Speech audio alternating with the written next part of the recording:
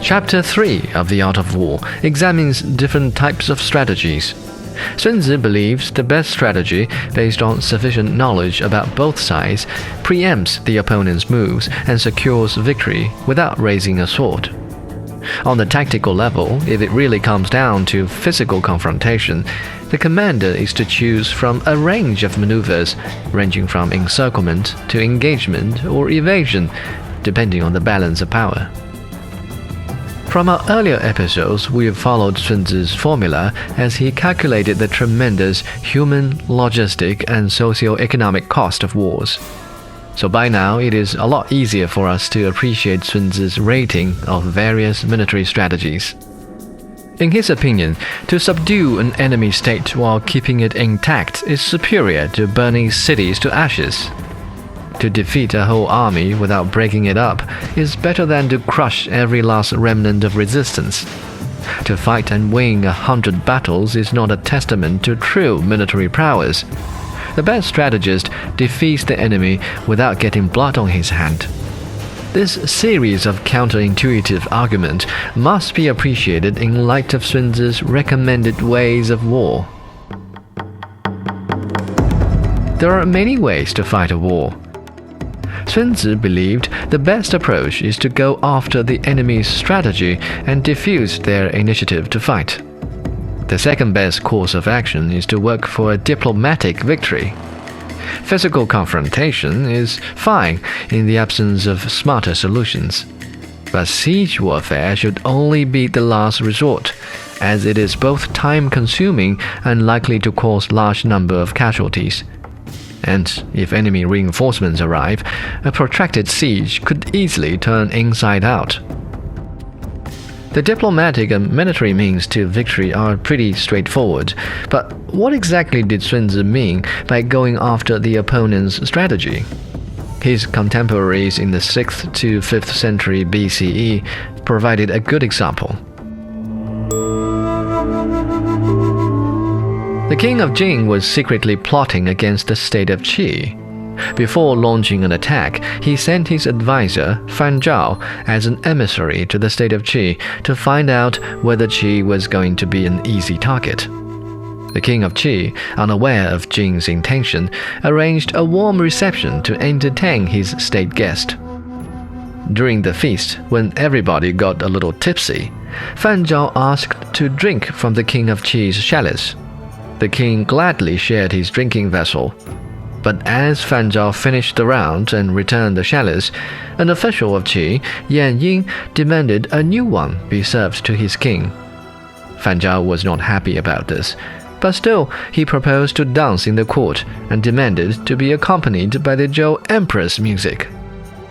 The court musician flatly denied and said he didn't know the exclusive music of the imperial repertoire.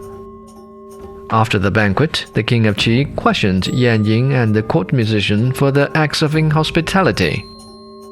Yan Ying explained, "I know Fan Zhao has received adequate education in propriety, but when he asked to drink from a king's chalice, he went out of his way to challenge the rules of hierarchy, and we shouldn't brook such provocation at our court." The musician said, "The imperial music belongs to the emperor's court and is not to be wantonly played for an insignificant official such as Fan Zhao. That's why I turned down his request." Meanwhile, in his report to the king of Jin, Fan Zhao said, "Perhaps now is not the right moment to attack the state of Qi after all, as propriety still prevails at his court, and there are wise officials on the watch." In the modern day, hierarchy and propriety no longer carry as much weight as they used to. Britain's Prime Minister, Theresa May, often drops a deep curtsy to members of the royal family. We learn about this because social media users make a huge fuss about it. Many of these protesters probably are not against the greeting posture per se, but don't much appreciate her going down the extra inches. A few thousand years ago, in the spring and autumn period in China, any deviation from the standard norms at the court, such as misusing some items or service not befitting one's title, was worth more than a huge fuss. In the story about the officials of the state of Qi, they foiled the enemy's plot by standing up to uncourteous behavior, thereby demonstrating their competence. Thus, the potential enemy's conspiracy was nipped in the bud, a war was averted, and its huge cost otherwise evaded. Note that the king of Qi, who hosted the foreign spy, failed to grasp what really went on during the reception. As we mentioned in earlier episodes, not everybody was suited to oversee the military affairs, least of all the hereditary kings of noble pedigrees. In fact, here in this chapter, Sun Tzu stressed that a king who interferes in military affairs without really knowing what he's doing would only spread confusion and chaos in the ranks. So Sun Tzu once again made the point that command should be entrusted to competent people like him, who knew how to fight a winning war. He said, "A competent general is the bulwark of a state. When he is prudent, the state grows stronger. When he becomes negligent, the state is weakened." We've already gone through Sun Tzu's criteria for the selection of commanders in pre-war council meetings. The first chapter of The Art of War listed the qualities of ideal commanders. In this chapter, however, Sun Tzu turned to the finer points, those being the more attainable virtue of knowledge.